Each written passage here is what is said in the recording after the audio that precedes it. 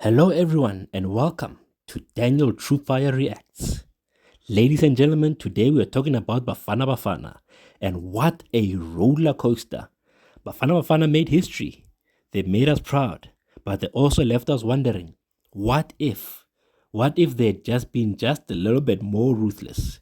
What if they'd shown just a little bit more ambition? First of all, let's give Hugo Bruce his flowers. Nobody expected South Africa to get this far. The man built a team that fought for every ball, believed in itself, and never gave up. But here is where I had a problem. Sometimes Bafana showed too much respect for the opposition. Why were we sitting so deep? Why were we inviting pressure? Against the big teams, you can't spend 70 minutes standing on the ball and then expect one counter-attack to win the game. At some point, you've got to believe you're good enough to take it to the big guns. The heroes, the TLB Mbogazi. Can we all give Mbogazi a statue? Week after week, this man kept saving South Africa. Without him, let's be honest, Bafana don't even get close to the knockout stages. He was absolutely phenomenal. Maseko, this guy never stopped running, never stopped driving forward, never stopped taking on his player. Leading by example, every team needs a Maseko. Mofokeng. Listen, him and Maseko are absolutely special. They weren't afraid of anybody. They took defenders on, they wanted the ball, they played without fear. These two guys deserve to be South Africa's next big stars. Now, let's talk about the problems, because there were plenty. Where were the goals? Seriously, how many chances did Bafana Bafana create and waste? You cannot compete against the world's best if your strikers aren't putting the ball in the back of the net. Lyle Foster, Mahopa, Reyners, they all worked hard, but nobody questions their effort. Effort alone doesn't win World Cup matches. Goals do. Another thing, our final ball was nowhere near good enough. Looking at you, Apollos. How many attacks ended with an overhead cross, a poor pass, the wrong decision? Against elite teams, one quality pass changes everything.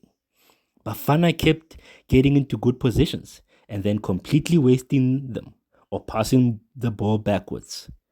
Hugo Bruce, you deserve massive credit, but I also think that you got some things completely wrong. The substitutions came too late. The squad selection was bad. When Canada started taking control of the game, everybody watching could see the momentum changing. Fresh legs were needed earlier, but there was no one to bring on. Substitutions were needed, but there was no one to bring on. More attacking intent was needed, but there was no attacking intent on the bench. Sometimes it felt like South Africa was playing not to lose instead of playing to win. Then the heartbreak. Then came Canada. One goal, one moment, one lapse in concentration, 90 minutes of hard work gone. That is football. And that's what hurts the most, because Bafana Bafana weren't outclassed. They competed, they defended, they fought, they stood on the ball. But at this level, one mistake, one missed chance, 1 second, and you're going home. My final verdict. Let's be very clear.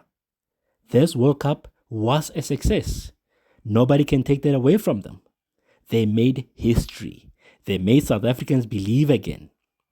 They earned the respect of everyone around the world. But here's the uncomfortable truth. If South Africa wants to stop celebrating round of 32 appearances and start dreaming about quarterfinals, semifinals, last 16, or even more, then standards have to rise. We need more quality in attack. We need players who can decide matches. We need to stop fearing the big nations, because football doesn't reward brave losers. It rewards winners. Overall rating, an 8 out of 10. An unforgettable tournament. A proud tournament. but also a reminder that the gap between South Africa and the world's elite is smaller than before, but it's still big enough to punish every single mistake. Now, I want to hear from you. Was Hugo Broos too defensive? Who was your player of the tournament? Should Lyle Foster and Magopa and Reina still be Bafana Bafana's strikers? Drop your opinions in the comments, because this debate is far from over. If you enjoyed this video, smash that like button, subscribe to the channel, and I'll see you in the next one.